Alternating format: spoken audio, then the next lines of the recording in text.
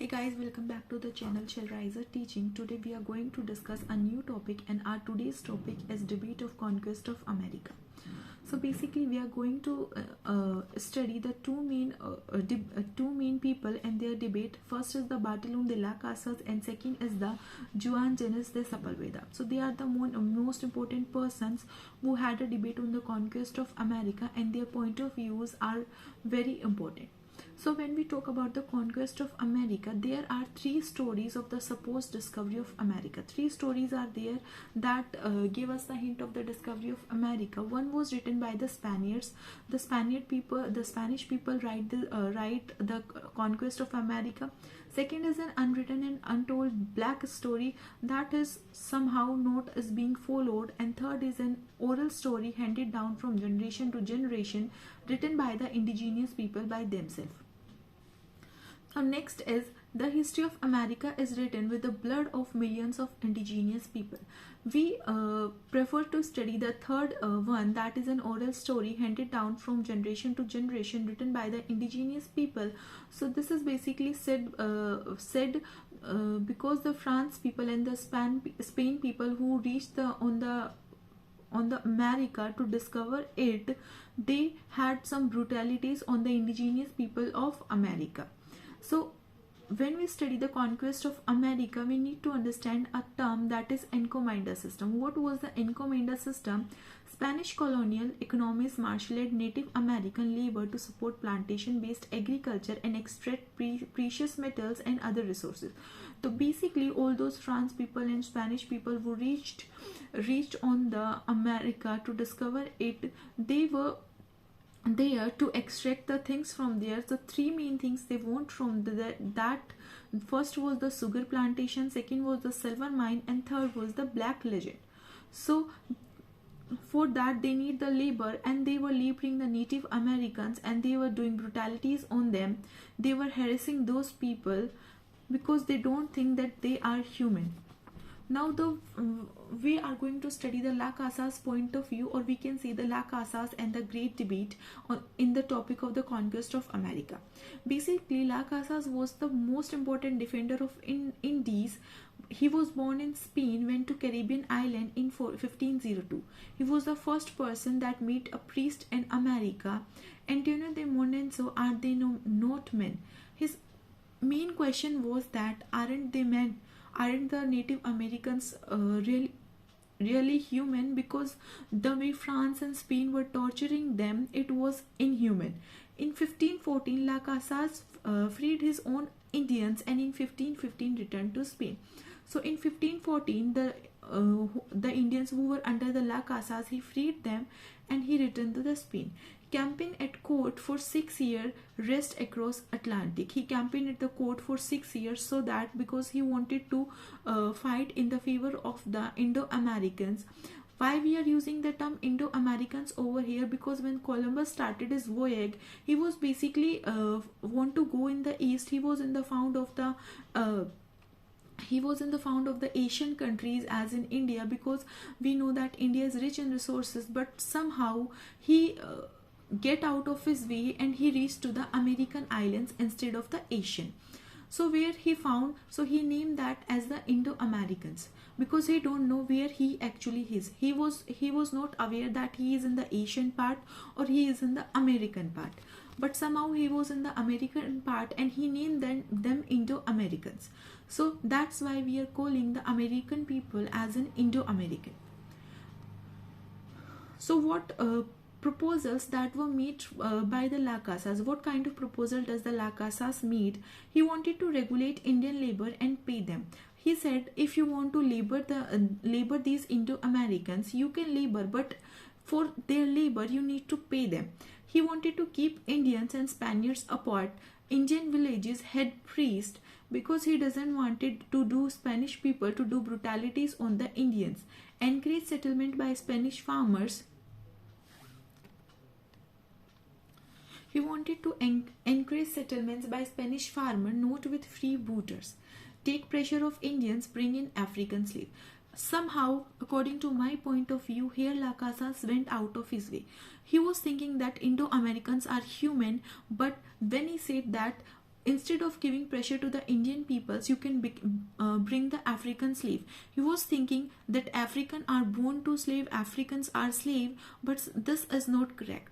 If he is thinking that Indo-Americans are human, same way Africans are also human. He got a point wrong over here. This idea later notorious, but Casas did not change his mind. Although this idea was very wrong, but he did not change his mind. According to him, Africans are born slave and they are meant to be slave, because he said that there are some people who are born slave and they are slave for their whole life, and in this category he made the African people as slave. On American mainland have centers with forts.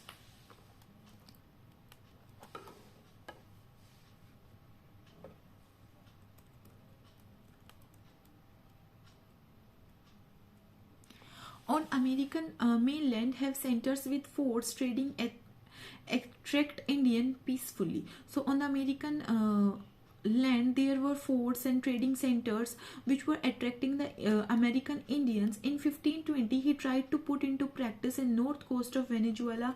Great failure over there, he failed. In 1524 he joined Dominican order aged 40. In 1534 he was ordinary missionary. In 1538 got in great trouble in Mexico City. Las Casas wrote tract on missionization, one true way, and these years from where I got that this is written in his book, that is One True Way, and his tract on missionization. New laws of 1542. What kind of laws that came out in 1542 after the La Casa's proposal to the court? He wanted Indian slaves to be emancipated. He wanted rebels stripped of encomiendas to end with life of holder. Huge uproar. Rebellion Council of Indies backtracked some. In 1543 La Casas made Bishop of Chiapa. A Chiapa is basically a place in Mexico. 2 days Chiapas back to Spain. After the controversy in Mexico, he went again back to the Spain. In 1547 to 1566, continuation agitation. This basically means that there were no more peace, and the unpeaceful movement started to happen in 1547 and 1566. Most famous event, the Great Debate. The Great Debate actually happens in 1550 and 1551, where La Casas vs Father Sepulveda start to fight against each other. Now when we talk about the Juan de Sepulveda, he was a distinguished scholar of Aristotle, was officially historian of the Spanish crown. In 1547, he wrote the Second Democrates to defend the Spanish conquest of the American. He used the substance of the argument when he debated Bartolome de la Casa 3 years later. So basically, La Casas was in the favor of the Indo-Americans, but the Sepulveda was not in the favor of the Americans. He thought that whatever the Spanish people are doing with the Indo-Americans, they are right, because according to him, Indo-Americans are meant to be treated that way as the Spanish are treating them. Now we came to some main points that basically defends the point of view between the Bartolome de la Casa and the Juan Genes de Sepulveda. So here are some of the main important points that basically describe their both point of view.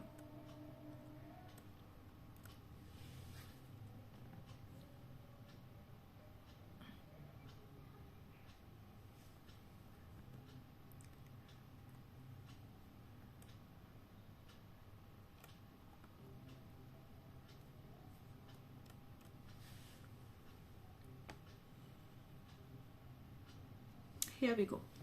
So according to Bartolome de la Casas, Indians were inherently good. According to him, American Indians were good people, but according to Sepulveda, Indians were barbaric and barely human. He doesn't think that Indo-Americans are human.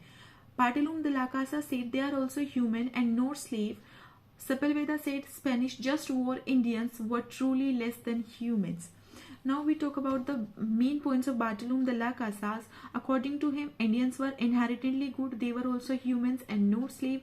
Opinion based, has a personal experience of the new world, can conquer the Christianity by peace. As Spanish was thinking, or the France was thinking to spread Christianity among the Indo-Americans, so La Casa said that we can spread Christianity by peace instead of being inhuman with those people. Now they were not, La Casas was not in favor of barbarism. He was inferior to civilized people. He was not in favor of Aristotle theory of natural slavery. So the Aristotle theory of natural slavery says that there are some people who are born slave, who are meant to be slave for their life.